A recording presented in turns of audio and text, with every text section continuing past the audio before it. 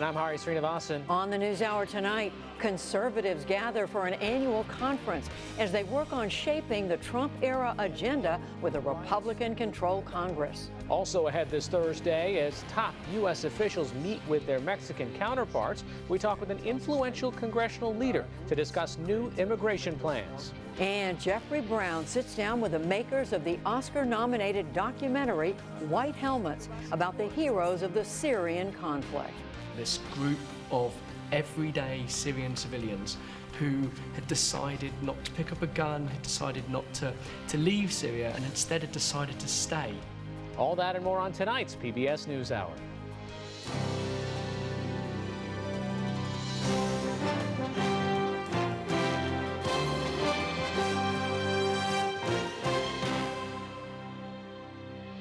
Major funding for the PBS NewsHour has been provided by XQ Institute.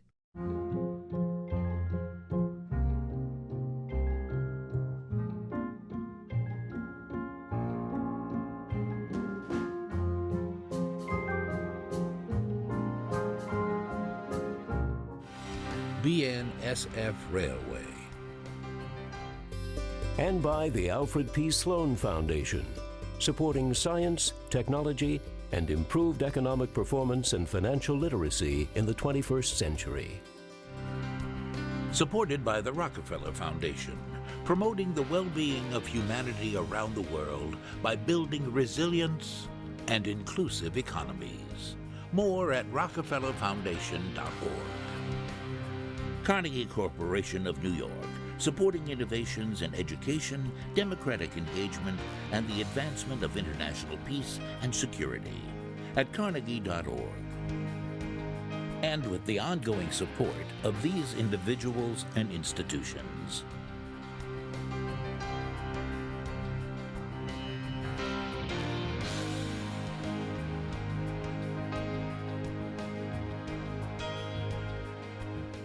This program was made possible by the Corporation for Public Broadcasting and by contributions to your PBS station from viewers like you. Thank you. President Trump's top advisors took the stage today at the annual Conservative Political Action Conference. They are among the thousands who've gathered just across the river from Washington to discuss the future of the conservative movement now that a Republican is back in power. John Yang has our report. This year's Conservative Political Action Conference, or CPAC, clearly reflects the new resident of the White House. Well, I think by tomorrow this will be TPAC when he's here. 8 top administration officials, including President Trump himself, are on the 3-day agenda. Today's leadoff speaker, White House counselor Kellyanne Conway. Every great movement ends up being a little bit sclerotic and dusty after a time, and I think they need an infusion of energy. And in the case of candidate Trump and President-elect and nominee Trump, he went right to the grassroots and brought you along. That new energy is evident among many conference attendees. There's so many people and there's so many ideas and all of the speakers and everything. It's really exciting. We know that we have a voice. The president talks straight to us now, and this is our chance to talk back. Last year, at the height of the Republican presidential primaries, candidate Trump skipped CPAC altogether. And while the Trump team has taken over this year's schedule, the question is whether they're also taking over the conservative movement. Today, White House Chief of Staff Reince Priebus, the former party chairman, and senior Trump advisor Steve Bannon, the insurgent-turned-insider, sought to present a united front. They dismissed reports of White House infighting. In regard to us two, I think the biggest misconception is everything that you're reading. Reince is indefatigable. I mean, it's low key, but it's determination. The thing I respect most, and the only way this thing works, is Reince is always kind of steady. Bannon said the president's attitude is full steam ahead. He's going to continue to press his agenda. And as economic conditions get better, as more jobs get better, they're going to continue to fight. If you think they're going to give you your country back without a fight, you are sadly mistaken. Every day it is going to be a fight. Earlier, the executive director of the American Conservative Union, which organizes CPAC, slammed the alt-right movement, a mix of white nationalism, neo-Nazi beliefs, and hard-edged populism. We know who these people are. They met just a couple months ago in Washington, D.C. to spew their hatred and make their Heil Hitler salutes. They are anti-Semites, they are racists, they are sexists. Richard Spencer, the man credited with coining the phrase alt-right, attended today's conference but said he was asked to leave. For the PBS NewsHour, I'm John Yang. We'll take a closer look at President Trump's inner circle and the role his senior advisor Steve Bannon is playing later in the program. In the day's other news, President Trump says that he wants to build up the U.S. nuclear arsenal to make sure that it's, quote, at the top of the pack. In an interview with Reuters, Mr. Trump also denounced Russia's launch of a ground-based cruise missile as a violation of a 1987 arms control treaty. And he said he supports some form of a border tax, but he offered no specifics. President Trump's education secretary defended the rollback of public school bathroom rules for transgender students. The Education and Justice Departments last night withdrew guidance on the issue from the Obama administration. It had said public schools must let transgender students use the bathroom of their choice. At today's CPAC conference, Betsy DeVos insisted students, parents, and teachers need more flexibility. This issue was a very huge example of the Obama administration's overreach to suggest a one-size-fits-all federal government approach, top-down approach to issues that are best dealt with and solved at a personal level and a local level. The White House yesterday denied reports that DeVos opposed changes to the guidance, but was overruled by the Justice Department.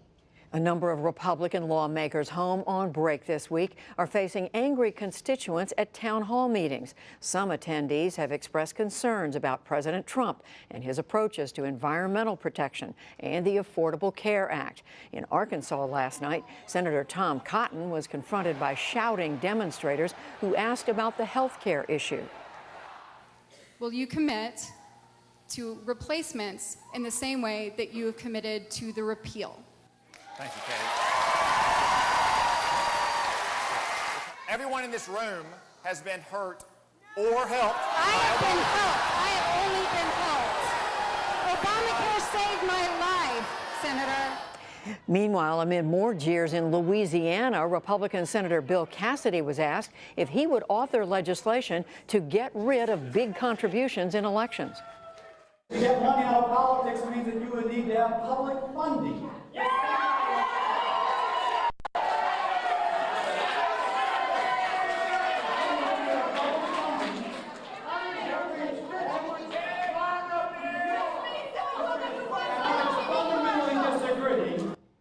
The protest bears similarity to events in the summer of 2009 when Tea Party groups voiced discontent about President Obama's health care overhaul. Attorney General Jeff Sessions will let the federal government continue to use private prisons. He issued a new memo today. It replaces an Obama administration memo that intended to phase them out, citing subpar management. And also from the Trump administration today, there's a sign that states with recreational marijuana use laws have stricter federal enforcement in store. White House Press Secretary Sean Spicer said the Department of Justice will be looking into it. Newly released emails show a cozy relationship between the now head of the Environmental Protection Agency and energy companies. Scott Pruitt, Oklahoma's former Attorney General, was sworn in as EPA chief last week. More than 7,500 pages of emails from his Attorney General's office were released under court order. They show Pruitt and his staff coordinated with oil and gas executives to fight Obama-era environmental regulations. In Iraq, U.S.-backed Iraqi forces fought their way into a military base outside Mosul and onto the grounds of the city's airport. It's part of a major assault to drive Islamic State fighters out of Iraq's second biggest city. Iraqi police units and army forces engaged in heavy clashes with ISIS militants before seizing the airport's runway. Back in this country, officials are investigating after an off-duty Los Angeles policeman fired his gun during a dispute with teenagers on his lawn. Cell phone video showed the officer struggling with a 13-year-old yesterday. After other kids approached, the man pulled a gun from his waistband and fired a shot. No one was hurt, but 2 teens were arrested. Protests erupted overnight with hundreds marching through the streets. Some blocked traffic, and 24 people were arrested. The officer was placed on administrative leave. Stocks were mostly higher on Wall Street today. The Dow Jones Industrial Average gained more than 34 points to close at 20,810. The Nasdaq fell 25, and the S&P 500 added nearly a point. Still to come on the News Hour, the chairman of the House Homeland Security Committee on plans to tighten immigration policies, the changing face of the GOP under President Trump and his inner circle, why more white Americans are dying in middle age, and much more.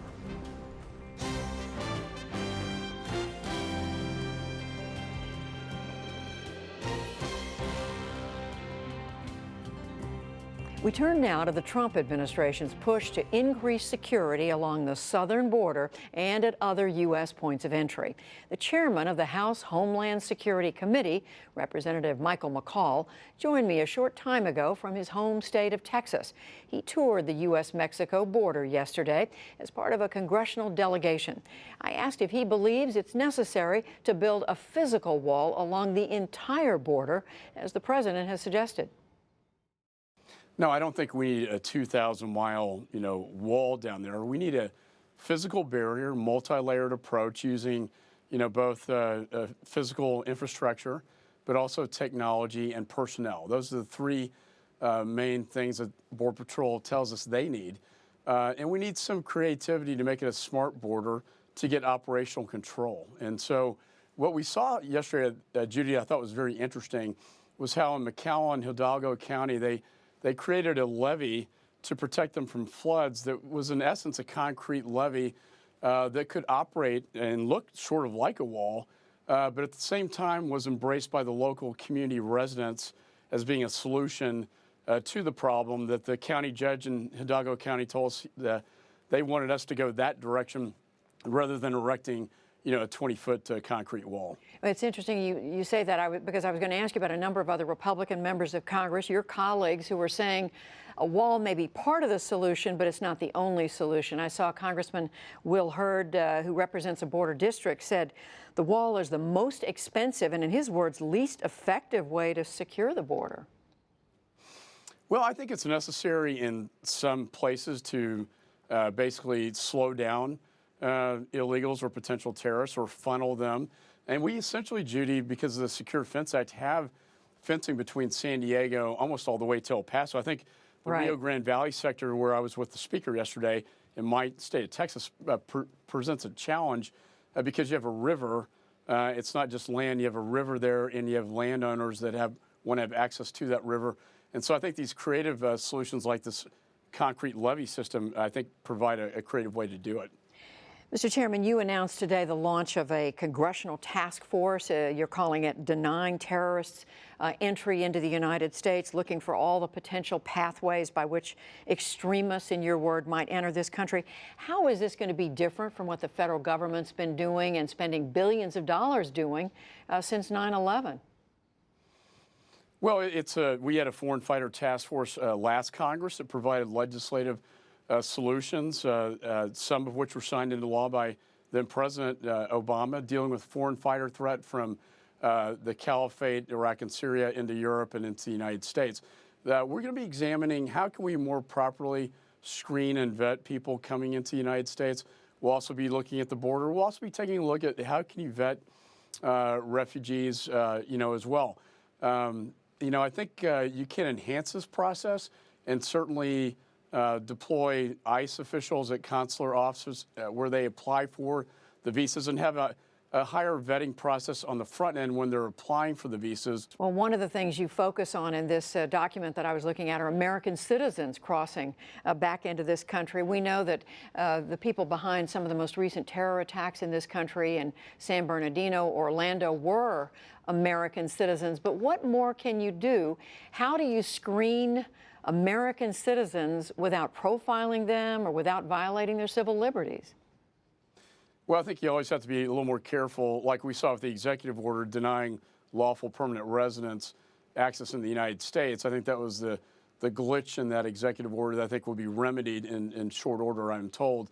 But I think you can look at the case of Rouhani, the New York bomber, is a prime example of how we could have maybe done a better job. This is where the FBI had opened a case. His father said he was a terrorist, and after the fact, we find out his travels to Afghanistan and Pakistan led him to more radicalized mosques, and yet we didn't have that intelligence, ready to vet him when he was going through secondary screening, trying to come back into the United States. Right. And what was the result? 2 bombs going off, one in New Jersey and one in New York, and that's the kind of example of a case, better intelligence sharing, connecting the dots, looking at social media. Any employer is going to look at your social media before they hire you. Why aren't we doing that when we screen people coming into the United States? Another thing I want to ask you about is something President Trump said today about enforcing immigration. He talked about the effort to round up immigrants as a military operation, and he talked about ridding the U.S. of, in his words, really bad dudes. Is that how you see this? We have to comply with federal law. In doing this, you can't just put the military in the streets of the United States rounding up illegal aliens. I think that would be a violation of federal law. And I think Secretary Kelly, General Kelly, came out not too long after that to correct that statement that he has no intent to dispatch, military officers into the streets. We have a civilian police force in the United States for a reason, and that's our police officers, our ICE agents. Right. Not the military. I think that would be a big mistake. Just a couple of other quick things I want to ask you about, Mr. Chairman. The president also said today that if countries are going to have nuclear weapons, then he said the United States needs to be at the top of the pack, in his words, meaning increasing the U.S. nuclear arsenal. Do you see that? Well, I know that in my dealings with the president, looking at the SALT treaty with Russia in terms of how they've built more capability than we have. I think all along his theme has been we want to build a greater military, one that is respected around the world. I believe the previous administration shrunk from some of our responsibilities as a superpower and made the world a more dangerous place. I think he's trying to project strength so we can have peace through strength in the end. Well, let me ask you finally about meeting your constituents. In your case, it's Texas 10th District. It stretches from Austin to the Houston suburbs. I'm sure you know that thousands, maybe tens of thousands of Americans have been gathering at town halls sponsored by your Republican colleagues in Congress the last couple of weeks. Many of them angry, many of them upset about policies of President Trump. Are you going to be meeting with your constituents in the near future? I always do. And look, this is what democracy is all about. People have every right to protest whoever's in the White House without fear of persecution. If this happened in Iran, people would be shot on the streets. This is the United States of America, and we have a First Amendment that protects this kind of speech. And I think it's part of the democratic process. And I'm planning to hold what's called a telephone town hall where we have greater bandwidth, and I'll be able to reach probably 40 to 50,000 of my constituents throughout my district. In an effective sort of media technology. So, and in person too? We do meet with them. We had, unfortunately, we had protesters at my office in Austin, and we meet with them and talk to them and make sure that their voices are heard too, because we represent all Americans, just not one side of the aisle. Do you agree with the president's word, finally, Mr. Chairman, that these are, in his words, so-called angry crowds that are actually planned out, in his words, by liberal activists? Well, they are activists, but we have the Tea Party that were activists, and now we're seeing this sort of liberal phenomenon of activists who are speaking out, and they have every right to do so. I think we need to respect that in this country. It's just part of the democratic process. So I don't condemn them. I try to educate them, as best I can. But above all, I think what's missing right now in this country is really a tone of civility and the fact that we are all Americans. And I think that's a message that, unfortunately, I'm not hearing a lot from our leaders today. I think a lot of people would agree with you about that. Chairman Michael McCaul, the chairman of the House Homeland Security Committee, thank you very much. Thank you, Judy.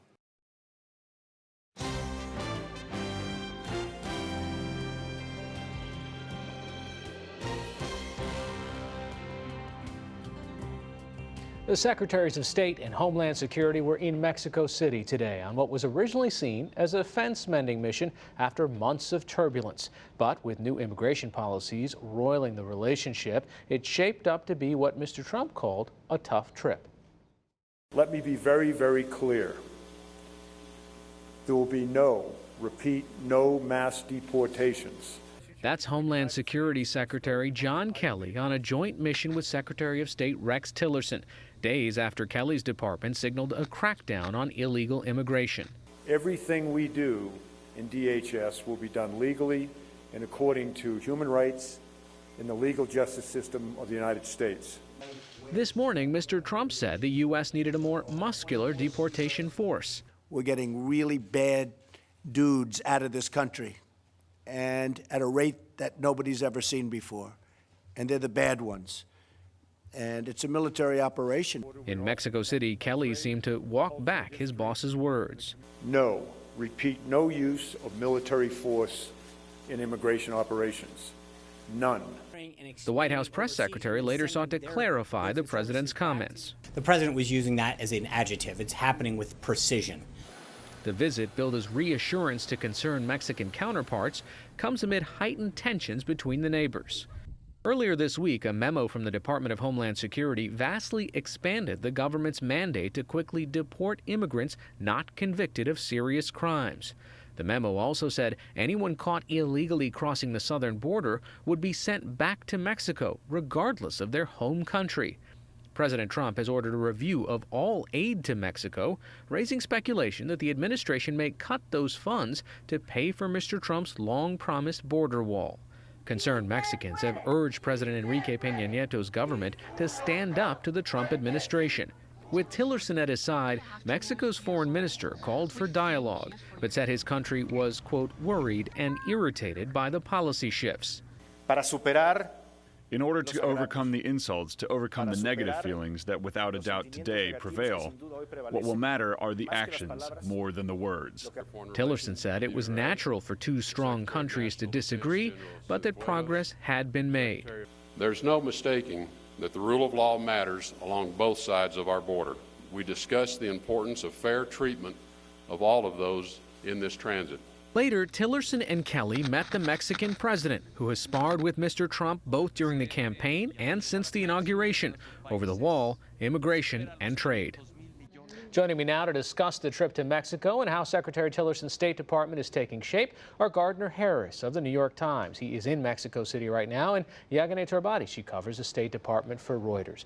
Gardner, let me start with you. The word choice by the president to say military operation today, and Secretary Kelly going out of his way to make sure that everyone knew that it wasn't the military, it almost made it seem like there were two messengers, two messages, two teams. Right. Well, that's been the problem all along during the Trump administration, particularly for the State Department. And leaders around the world are having trouble figuring out who they should listen to. Should they listen to the State Department and Rex Tillerson, who is very straight? He's sort of a traditional Republican. He's trying to keep alliances and ties across the world to our various allies, particularly with Mexico, or should they listen to the more bombastic statements from Trump? Tillerson was in Europe last week trying to calm everything down. So was Mike Pence, saying that we value NATO, we value EU, but those are not messages that President Trump has said. He has insulted the EU, he's insulted NATO, and the same thing is going on in Mexico right now. In fact, just today, as you played, the president had talked to a bunch of CEOs in a roundtable, and he mentioned Mexico 5 or 6 different times, suggesting that Mexico has really been stealing jobs from the United States, has this $70 billion trade surplus, and that has to stop. And he sort of said, look, I want to have good relations with Mexico, but if we don't, we don't. And so that gives obviously some very difficult times for the diplomats here who are trying to certainly change some things about immigration and enforcement with the Mexicans, but keeping what has been a vital alliance with the Mexicans, because the Mexicans, of course, there is not now any immigration of Mexicans into the United States. Most of the immigration is from Central America, and the Mexicans are crucial allies in slowing that immigration. Yaganeh Turbati, we were just saying you've been covering the State Department, but there haven't been any daily press briefings since Mr. Tillerson took office. This is also in some ways the opposite of the personality of John Kerry, who put himself in the middle of everything, was taking questions all the time. Right. I mean, Secretary Tillerson comes from a very different background. He comes from a private sector background, and then in particular, from ExxonMobil, where they weren't really well known for their public engagement or their engagement with the press. And just as you said, there hasn't been a State Department press briefing since January 19th, the last full day of President Obama's presidency. And that has taken away a megaphone that the State Department traditionally has to speak on issues of international importance, not only to put their own views out there, but also to respond to other countries. And that briefing is not just useful for reporters like myself. It's also looked to very closely by countries around the world, both allies and adversaries, for clues on what is the U.S. policy towards Israeli settlements, towards the arrests of journalists by Turkey, for example, and other things that may happen around the world. And it's also looked to within the State Department, preparing the different bureaus for that press briefing, sending up talking points is part of sometimes the policy process itself. And without that daily kind of organizing structure, there's a little bit of a sense of loss right now at the State Department within those kind of lower ranks and within the bureaus. Gardner Harris, today we heard the Mexican leaders say, we're willing to talk about immigration, but we also want to talk about trade and security. Why did they want to lump those in? Well, exactly. Well, for the Mexicans, of course, there's a lot of issues that happen at the border, not just issues that are concerned to the United States, but are issues that are concerned to Mexico. For instance, there's a huge amount of guns that come from the United States into Mexico. There's a lot of bulk cash that comes from the United States into Mexico that feeds the narco-trafficking gangs in Mexico. So Mexico, of course, wants to expand the list of things to talk about because this is a two-rate relationship. And for the Mexicans, they want to help the United States in the issues that the United States is worried about, but only if they have a little bit of help too. And Mexico at this point has largely been quiet. They have taken a lot of bombast from the United States. The president here, President Peña Nieto, has not been popular because he has not really spat back at Trump. But the Mexicans have a lot of levers here. They're the largest buyers, for instance, of corn in the United States. They're the largest buyers of a huge number of other agricultural products from the United States. And if things go south in this relationship, it has gone south tremendously over the last month. If it gets really worse, the Mexicans can make things hurt in the United States in places where the United States really doesn't want to have it go bad. Yaganeh Turbati, there's been this narrative, fair or unfair, that the State Department has been somewhat sidelined in the major decision processes that have already faced the Trump administration, and perhaps in certain times they have not even been consulted before executive orders and so forth are rolled out. I think, we want to be cautious. Rex Tillerson has been on the job for about 3 weeks now. He's still sort of getting his bearings. But it's true that we have a number of data points that suggest that there isn't a lot of consultation. Of course, the State Department and Rex Tillerson's aides would push back on that. They say he's in touch with President Trump several times a day. But we know from our reporting and from others reporting that he was not consulted on any sort of change to the White House language regarding U.S. support for the two-state solution, which happened last week. That was a surprise to him. And we don't know if that's deliberate or was it just sort of a result of the chaos that seems to be evident at the White House right now. All right, Yaganeh Turbati from Reuters, Gardner Harris from the New York Times. Thank you both. Thank you.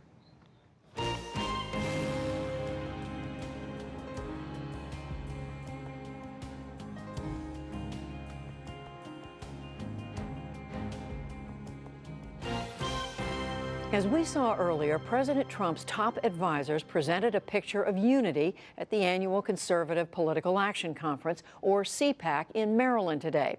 Mr. Trump's chief strategist, Steve Bannon, and his chief of staff, Reince Priebus, dismissed the notion of any clashing ideologies within the president's inner circle. To discuss, we are joined by former NPR CEO Ken Stern. He wrote a profile of Steve Bannon for Vanity Fair.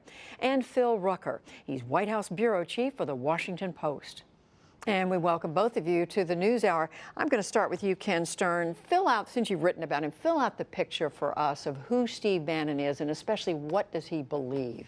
So Steve, just a little bit of background about Steve Bannon.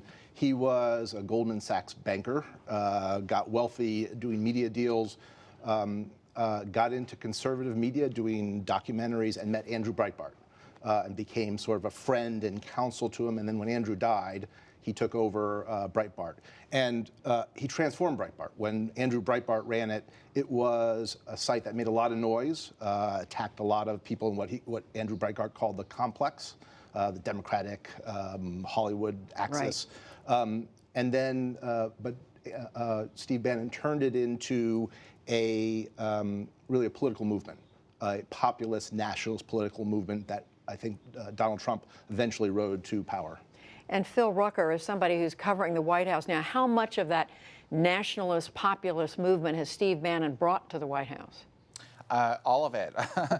You can point to many of the acts that President Trump has taken in his first month in office, and it's that agenda, it's that ideology. And it's not so much that Bannon is a puppeteer here. I think it's more that Bannon and Trump are soulmates ideologically. They both have the same views, the same beliefs about this sort of populism and nationalism and upending the kind of world institutions and structures that we've become accustomed to in the post-World War II era. And you see it on domestic policy, on trade, on economic moves, and also certainly in the foreign policy world. Ken Stern, so spell it out for us. I mean, today we heard Steve Bannon use the term economic nationalism. He talked at one point about the deconstruction of the administrative state. What is he saying he wants to do? I think he wants to change the neoliberal world order, away from free trade, away from open borders. It's America first. It is a philosophy built on the notion that virtue lies with the people, and the establishment has stabbed the people in the back, and he wants to change that world. You're saying yes, Phil Rucker. That's exactly right. And it's interesting the language that Bannon used. These are not terms that we often hear in the political mainstream. And in fact, some of these words like globalist, corporatist, are terms you hear on the political left, like the Bernie Sanders campaign. But this is a really different kind of movement here. It's not traditional republicanism. It's nationalism. It's populism. It's changing the structures and the way things work politically and economically in the world and here at home. Phil Rucker, staying with you, they did, as we were reporting earlier, try to paint a portrait of unity today. That's right. You would think that Reince Priebus and Steve Bannon were the dearest friends from way back.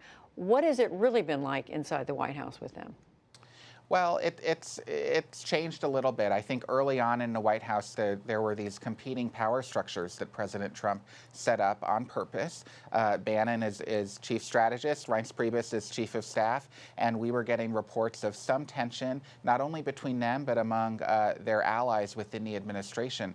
But that seems to have cooled off a bit. There was a point a couple weeks in where President Trump told all of his aides in the Oval Office, look, Reince Priebus is in charge. He is the chief of staff. The process runs through him, and I think Bannon has adapted to that, and Bannon is more of the ideas guy, the strategist, the person kind of coming up with the grand plan, whereas Reince Priebus is the one implementing it and orchestrating the process and dealing with kind of the hour-to-hour, day-by-day activities of the White House. Ken Stern, so based on what you know about Steve Bannon, how do you see him operating in this White House? Because we heard Phil Rucker say he and the president see eye to eye on a lot. So how does he make his influence felt? Well, I tend to think, so I agree with Phil. I tend to think of Bannon as sort of the chief ideologist of the Trump White House, the ideas guy, the guy who's the political philosopher. You even heard it today, the way they talked. Bannon talked about deconstructing the administrative state.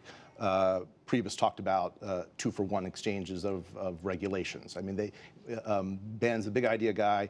Priebus is the tactician. But does that mean that Reince Priebus is going to be prepared to go along with all this agenda that Steve Bannon espouses? I think this is a very strange bedfellows. You know what they say about politics. But if you went back to Breitbart and during the early part of the election before Bannon joined the campaign, public enemy number one for Breitbart is the Republican establishment.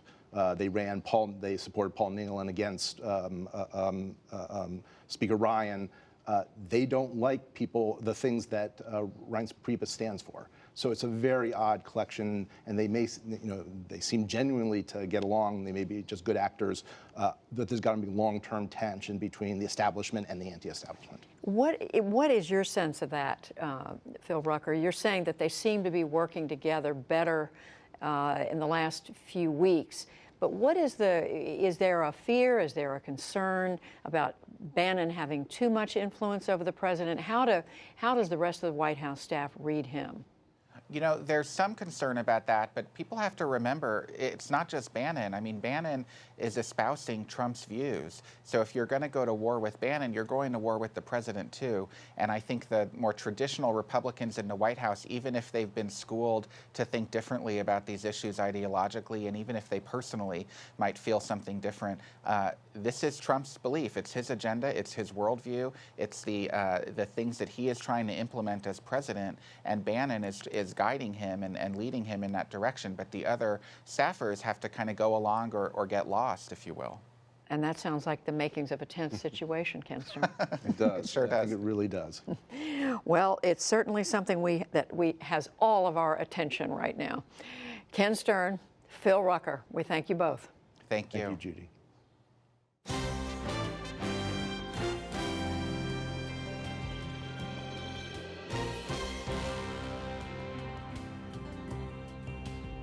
Stay with us. Coming up on the NewsHour, an Oscar-nominated documentary on the Syrians who risked their own lives to save others in the country's civil war, and a daughter's appreciation of her mother's life work years after her death. But first, the second of a two-part look at the declining life expectancy for some middle-aged white Americans. Last week, economics correspondent Paul Salmon examined the role prescription painkillers and alcohol may play in the trend. Tonight, he explores how the economy and the job market may be involved. It's part of our weekly series, Making Sense, which airs Thursdays.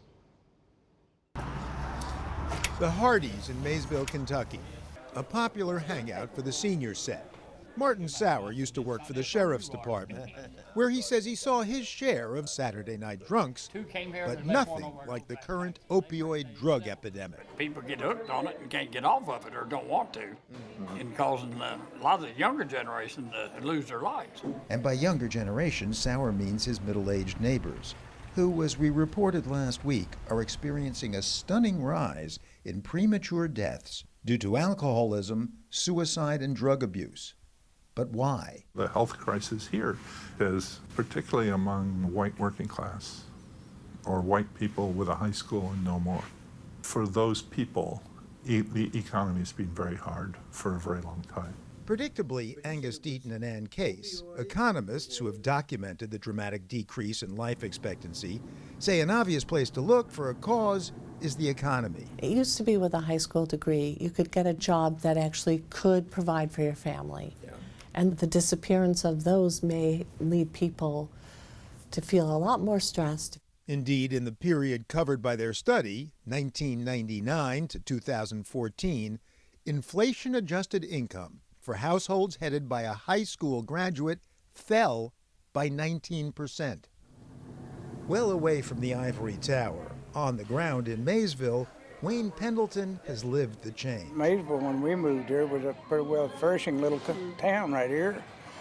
But we've lived here, 17 years, and you can just name the stuff that's left here. You can't take a job away from a guy 55 years old and expect him to start all over again. Even at my age, it's depressing if you're not trying to do something. Despite 4 heart attacks, Sherman Saunders still wants to work. That's not somebody else's responsibility to take care of the family. It's supposed to be yours. Get out and go to work and do that yourself. Most of the men aren't working. Marcy Connor, a nurse specializing in substance abuse, has a close-up view of the downward spiral. All of a sudden, you lose your job. So here is a male with no identity.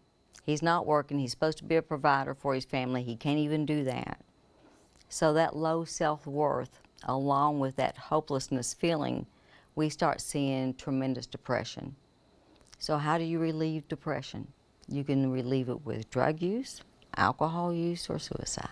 Connor's own husband died of alcohol poisoning. Poured alcohol down his feeding tube until he died. The husband of best friend Becky Manning also killed himself. He blew his head off. Joseph Manning had been a truck driver for 30 years. And then he retired at 55, which then gave him nothing to do. Then he started getting depressed, and then we would go to different doctors, and then they would just try different drugs. And those never worked because they caused side effects, which made him feel worse about himself. Weight gain. Yes, he gained weight. Libido. Absolutely. You know, where I'm worthless. You know, I can't be here for my wife, you know. So when you hear about the end of work, the jobs like truck driver jobs, which will be replaced by Absolutely. Self-driving cars, you think, what are these men going to do? Yeah. In this next generation, I think you're going to see the death rate continue to climb. Nice deep breath. Local Dr. Craig Denham buys into the economic hypothesis. Economics is a major component. Job availability is a major component. So, case closed. Economics explains the epidemic of suicide and overdose deaths ravaging America's white working class. Not so fast, say Case and Deaton. Because Europeans have suffered too in this, you know, the jobs leaving the country, but we don't see them killing themselves. Yeah, you know, Spain suffered. The unemployment rate went from 5% to like 25%, and health improved. And what about working class black Americans? African Americans' rates of deaths from suicide, drug overdose, and alcohol have been flat. They have not risen. It's not as if stress is something new to the black American population. We've been dealing with stress for quite a long time. Economist Derek Hamilton. The impact of stress is not new, so that's why you're probably not seeing an uptick in the way it is for whites. We're used to struggle, unfortunately. And also there's this argument on the other side that, you know, whites have been ahead for so long that when they see their world coming apart, even though they're still doing much better than blacks, and they see equalization as oppression. The group that they studied is one that has, by almost every concrete measure, been falling behind in recent decades. Economist Bob Frank has devoted much of his career to the study of inequality. Life is graded on the curve. It's not how well you do in absolute terms, it's how well you do relative to your competitors. Or relative to your own past. And if you're in a chronic loser position, I think that's a position that just wears people down eventually. Psychologically and physiologically, as low status is linked to decreased serotonin in the brain, which can cause dysphoria, a state of intense unease and distress. If you're exposed to having low status in a chronic way and experiencing protracted feelings of dysphoria, it's not surprising that many people would turn to drink and drugs as a way to alleviate such feelings.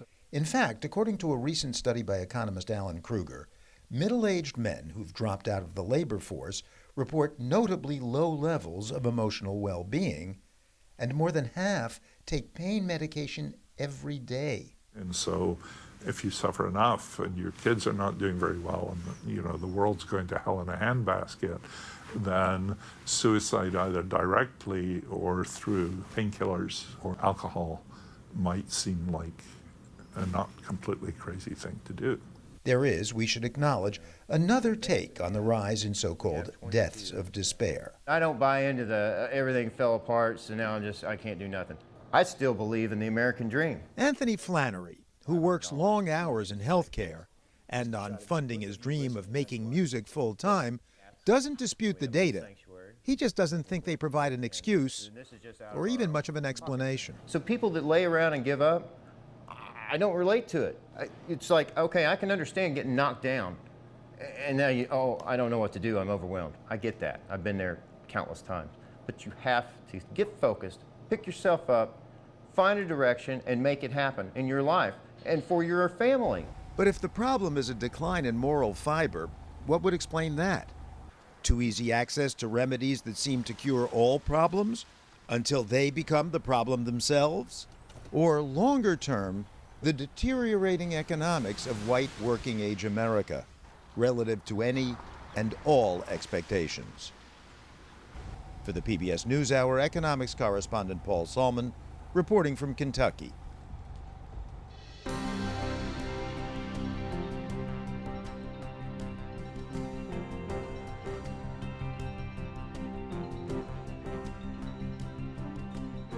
Next month, the Syrian civil war will enter its 6th year. The United Nations estimates that more than 400,000 Syrians have been killed, and more than 10 million people have either fled the country or been displaced within it since the war began. A documentary that's up for an Oscar on Sunday attempts to put a human face on that conflict. Jeffrey Brown has the story for our series, Beyond the Red Carpet. They're images at once shocking and strangely familiar. The daily destruction of Syria's civil war. But the Oscar-nominated documentary short, The White Helmets, aims to get beyond the numbness of this conflict, now dragging into its 6th year. The Syria conflict has been going on for so long and it's so upsetting and people feel so powerless. And the story of The White Helmets is a story of hope. Director Orlando von Einsendel and producer Joanna Natasegura are best known for Virunga, their Oscar-nominated 2014 documentary about a team of Congolese National Park guards who protect gorillas from poachers. In The White Helmets, they profile a volunteer group of first responders working to rescue victims of the ongoing assault on cities like Aleppo. They rush towards the scene of a bombing. A group that's been featured on this news program and others. Since 2013, the White Helmets, whose official name is the Syrian Civil Defense, has by some estimates saved 70,000 people.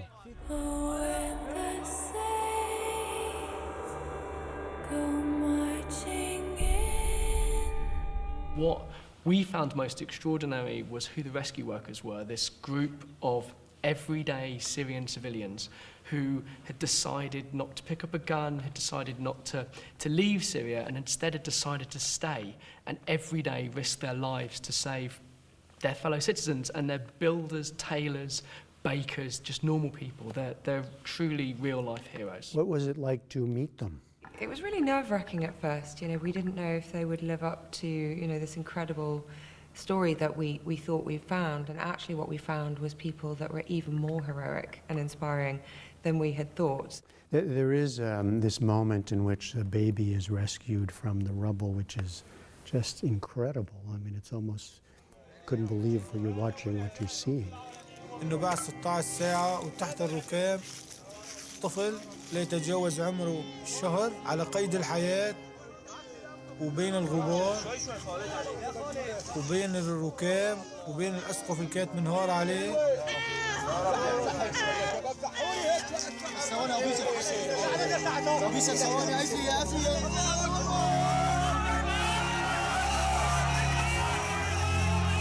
Yeah, I mean, the tragedy is, scenes like that are playing out every day inside Syria.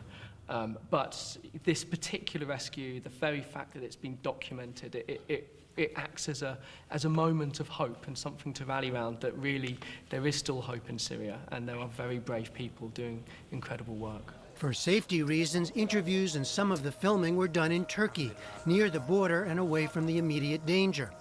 But the filmmakers found a way to get a close-up view. Usually in our work we would be on site in a location, even in a war zone, filming ourselves. But in this situation, the White Helmets themselves, said, please don't do that, because actually you put our teams at greater risk as well. So, Luckily, we didn't need to. We were very lucky to find a young white helmet called Khalid Khatib, whose work in photography had been used by the New York Times. And so we brought him out to the Turkish-Syrian border, and we paired him with our own cinematographer, and they worked together for 5 weeks to really, to learn a common language. Were there surprises for you in this process? I assume you knew something about it going in, but... I think we knew going into this project just how the physical stress and the physical violence that the White Helmets experience on a daily basis, but we were really shocked by the emotional toll this work takes on them. And even inside Turkey, which is relatively safe, the guys at the end of the training every day would, when they got their phones and they connected to Wi-Fi, they'd suddenly get this barrage of messages about the day's bombings, and they'd find out that colleagues had been killed, or family members or friends. And it was so shocking, and yet, despite all of that, these guys still have hope.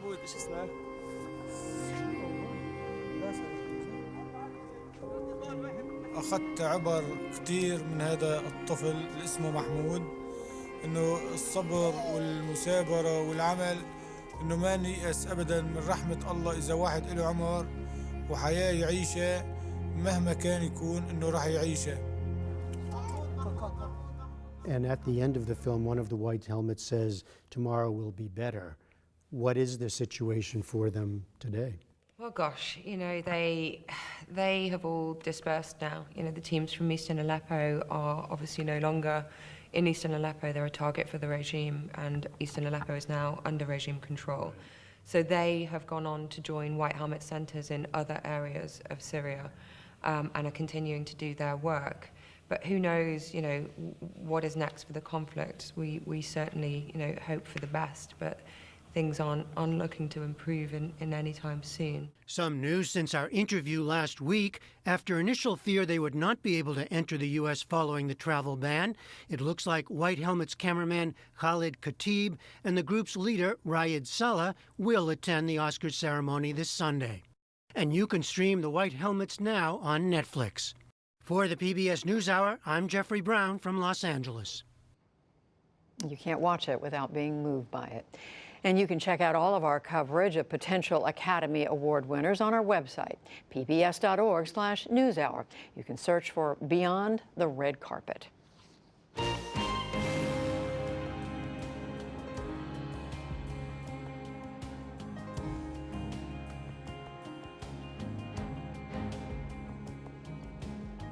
Now to our brief but spectacular series where we ask people to describe their passions. Kathleen Collins was one of the first African-American women to direct a feature film, Losing Ground. Having passed away from cancer in 1988, she's remembered tonight by her daughter, Nina Collins. Nearly 30 years after her death, Collins has restored her mother's work, including a book of her short stories entitled Whatever Happened to Interracial Love. My mother was one of the first black women, I think the second black woman, to make a feature film in America. She wrote, produced, and directed Losing Ground. She made the film in 1982. This was before The Cosby Show, which for me was the first time we really saw black middle-class Americans in popular culture. Really, it had just not been seen. I think that was why the films weren't released in their time.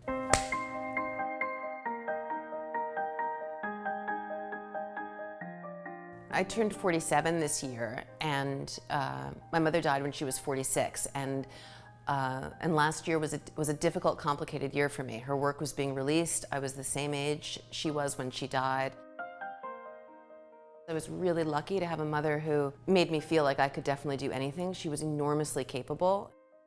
But it was also hard. I think she was pretty depressed. She was always writing. She was always in her room typing and kind of distracted. She had first gotten cancer when I was 11 and then had a recurrence when I was 15 and then a third recurrence when I was 18. And she kept all of that a secret from me. Then I went off to study abroad for a year. I came home from Europe and she was very, very sick. And she died 2 weeks later. And the only thing that she was explicit about was that she wanted me to take care of my brother. It was incredibly stressful, and we had no money, and I felt abandoned and didn't know what to do. I collected all of her writing that I could find, and her photographs and copies of everything, and put it in this big trunk that I found in our house. I really couldn't go through it. It was just too painful. And then in my 30s, so almost 20 years later, I was going through a difficult time in my own life, and kind of realized that I hadn't looked at my history enough. I started looking through this trunk and reading her journals and her letters. There were screenplays and plays and short stories that I had never read and an unfinished novel. It was a huge treasure trove of material. I had Losing Ground restored really so that it wouldn't be lost. When Lincoln Center announced that they wanted it for this festival, we didn't expect what happened to happen. So suddenly we started getting all these reviews. I woke up to a New Yorker review on my phone and I just couldn't stop crying. So it's very bittersweet. You know, I mean, she's been dead now almost 30 years and I can't imagine what she would feel if she knew all these things had happened. I feel like I'm championing my mother, I'm bringing her work to light, and I'm also working through my own relationship with her. And I think as I get older, I'm able to understand better what she was going through and to forgive her for some of the things that I missed. My name is Nina Collins, and this is my brief but spectacular take on my mother. You can watch additional brief but spectacular episodes on our website, pbs.org/newshour/brief. On the NewsHour online right now, a study shows that bees can learn new tricks from other bees. We learn why, or we look at why small brains don't necessarily equate to less intelligent species. All that and more is on our website, pbs.org/newshour. And that's the NewsHour for tonight. On Friday, as Democrats meet this weekend to elect a new leader, we look at the party's path forward during a fractious time. I'm Hari Srinivasan. And I'm Judy Woodruff. Join us online and again right here tomorrow evening with Mark Shields and David Brooks. For all of us at the PBS NewsHour, thank you, and we'll see you soon. Major funding for the PBS NewsHour has been provided by BNSF Railway, XQ Institute, and with the ongoing support of these institutions.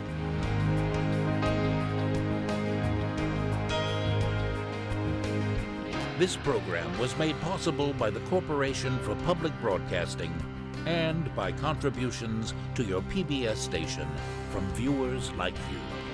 Thank you.